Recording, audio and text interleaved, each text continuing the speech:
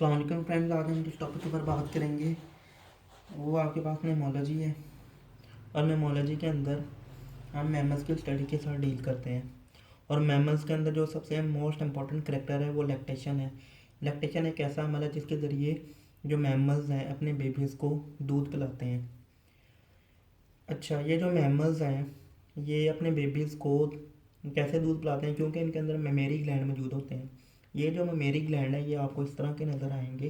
ठीक है।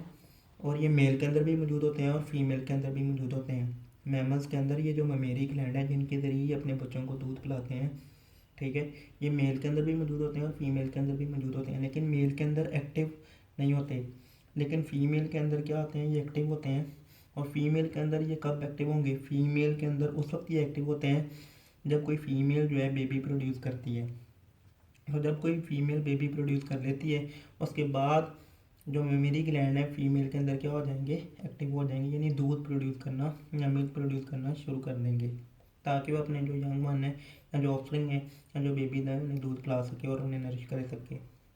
उसके बाद देखेंगे कोई भी ऐसा एनिमल जिसके अंदर आपको मेमोरी ग्लैंड नज़र आएगा, उस बेस के ऊपर आप उस एनिमल को मैमल्स या मेमेलियन क्लास के अंदर जो है कंसिडर कर सकते हैं। उसके बाद देखें कि आपके पास ये सिर्फ जो मार्सुपियल्स हैं, आपके पास सिर्फ जो मार्सुपियल्स हैं ये ऐसे मैमल्स हैं जिनके मेल के अंदर आपको मेमोरी ग्लैंड नज़र नहीं आते, लेकिन फीमेल के अंदर मौजूद होते हैं।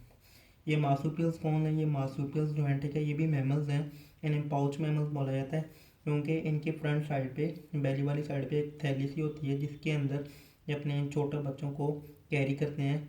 और उनको लुक आफ्टर करते हैं, जिस तरह के कैंगरू वगैरह। उसके बाद देखिए आपने हमेशा एक चीज़ याद रखनी है कि जितने भी मैमल्स हैं उन तमाम के अंदर मेमोरी ग्लैंड मौजूद होंगे। मेल के अंदर भी मौजूद होंगे, फीमेल के अंदर भी मौजूद होंगे। फीमेल के अंदर एक्टिव होते हैं और मेल के अंदर नॉन एक्टिव होते हैं। लेकिन यहाँ पे आपके पास जो मार्सुपियल मैमल्स हैं इनके मेल के अंदर बिल्कुल भी मेमोरी ग्लैंड आपको नज़र नहीं आएंगे, लेकिन फीमेल के अंदर मौजूद होंगे।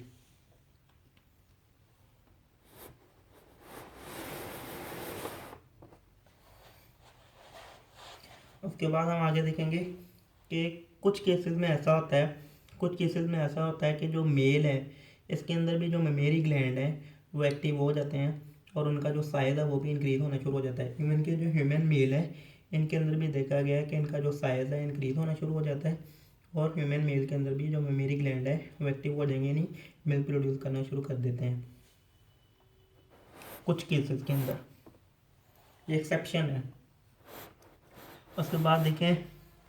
कि आपके पास जो फ्रूट बैट्स हैं, जो फ्रूट बैट्स हैं ये भी मैमल्स हैं और इनके मेल्स के अंदर भी देखा गया है कि जो मेमोरी ग्लैंड है उसका जो साइज़ है वो लार्ज हो जाता है और वो एक्टिव हो जाते हैं, यानी मिल्क प्रोड्यूस करने लग जाते हैं। उसके बाद देखें कि जो मैमल्स हैं, मैमल्स की दो सब क्लासेस हैं। उनके अंदर पहले नंबर पे मेटाथीरिया और दूसरे नंबर पे यूथेरिया। अब देखेंगे कि जो मेटाथीरिया और यूथेरिया यानी थीरियन वाली जो क्लासेस हैं उन दोनों के अंदर निपल्स पाए जाएंगे, जिसके ज़रिए ये जो निपल्स हैं ये मेमोरी ग्लैंड के ऊपर मौजूद होते हैं, जिसके ज़रिए बच्चा जो है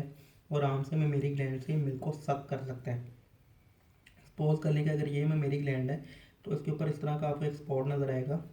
ठीक है, जिसे हम क्या बोल सकते हैं, निपल बोल सकते हैं, जिसके ज़रिए जो बच्चा है अपनी माँ के मेमोरी ग्लैंड से क्या कर सकता है, मिल्क को लिक कर सकता है या सक कर सकता है।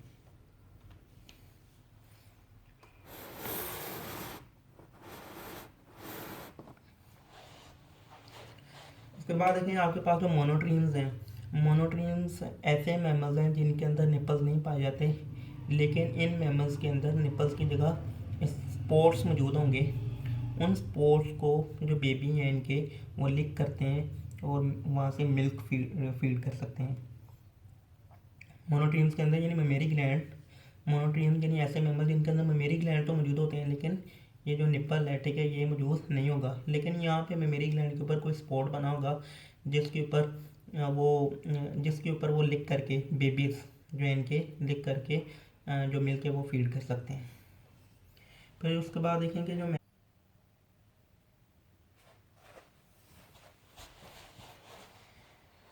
उसके बाद देखिए हमारे पास जो मैमल्स हैं इनके अंदर एक क्लास है प्रोटोथीरिया, उसी क्लास को हम मोनोट्रियम भी बोल सकते हैं। ये एग लेइंग होते हैं, यानी ये डायरेक्टली बेबी प्रोड्यूस नहीं करेंगे, बल्कि ये एग ले करते हैं, और वो जो एग है उनसे जो है ठीक है बेबी जो है ठीक है वो निकलेंगे। उसके बाद देखें कि ये जो मैमल्स हैं,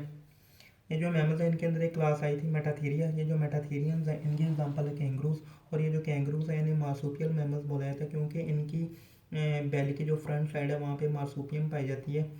जो कि एक सैक लाइक स्ट्रक्चर होता है, और उस सैक लाइक स्ट्रक्चर या थैली के अंदर ये अपने बच्चे को एक जगह से दूसरी जगह कैरी कर सकते हैं, यंग वन को एक जगह से दूसरी जगह कैरी कर सकते हैं, ठीक है। इस वजह से हम इन्हें क्या बोलते हैं, मार्सूपियल मैमल्स बोलते हैं। उसके बाद देखेंगे जो यूथेरियंस हैं, ये जो यूथेरियंस हैं ठीक है, ये जो यूथेरियंस हैं इनके अंदर प्लेसेंटल मैमल्स आते हैं, और जो प्लेसेंटा ये किससे निकले, प्लेसेंटा से निकले। अब ये जो प्लेसेंटा है ये क्या होता है, ये जो प्लेसेंटा है ये मदर, ये जो प्लेसेंटा है ठीक है ये क्या है, मदर और बेबी के दरमियान एक कनेक्शन होता है, मदर और बेबी के दरमियान एक कनेक्शन है, और ये जो कनेक्शन है ये डेवलपमेंट के दौरान बेबी को अपनी मदर के साथ गैसियस एक्सचेंज और न्यूट्रिएंट्स लेने में हेल्प करेगा, ठीक है। प्लेसेंटा क्या है, प्लेसेंटा जो है ठीक है ये मदर और बेबी के दरमियान एक कनेक्शन मौजूद होता है, जो कि डेवलपमेंट के दौरान बेबी के डेवलपमेंट के दौरान मौजूद होगा, और इसी कनेक्शन के ज़रिए जो बेबी है अपनी मदर के ब्लड के ज़रिए गैसियस एक्सचेंज कर पाएगा और न्यूट्रिएंट्स ले पाएगा मदर के ब्लड से। तो हम लोग भी जो है ठीक है ये प्लेसेंटल मैमल्स हैं, ह्यूमन बीइंग जो है ठीक है ये भी प्लेसेंटल मैमल्स के अंदर आते हैं, क्योंकि हमारे यहाँ भी फीमेल जो है ठीक है जब वो बेबी कंसीव कर रही होती है, या कह लें कि जब वो प्रेग्नेंट होती है, तो उसके बच्चे का उसकी माँ के साथ जो कनेक्शन होता है वो प्लेसेंटा के ज़रिए होता है, और उसी प्लेसेंटा के ज़रिए कह लें कि वो अपने ब्लड के ज़रिए न्यूट्रिएंट्स में बेबी तक पहुँचा रही होती है, और बेबी जो अपनी जो कार्बन डाइऑक्साइड वगैरह ठीक है वो सारी की सारी, या जो अदर गैसेस वगैरह ठीक है वो सारी की सारी मदर के ब्लड के अंदर शंट कर रहा होता है, और जितने भी न्यूट्रिएंट्स हैं इसी प्लेसेंटा के ज़रिए जो है ना वो बेबी तक पहुंचते हैं, और बेबी के जितने भी वेस्ट हैं इसी प्लेसेंटा के ज़रिए मदर के ब्लड के अंदर आते हैं। फिर मदर का जो सर्कुलेटरी सिस्टम है उन सारी की सारी जो गैसेस चेंज हुई हैं उनको, और जो बेबी के वेट्स थे वो सारे के सारे वो मदर के ब्लड के ज़रिए कह लें कि जो मदर का जो एक्सक्रीटरी सिस्टम है, या कह लें जो किडनी है वो सारे के सारे पेशाब के ज़रिए बाहर निकाल देंगे।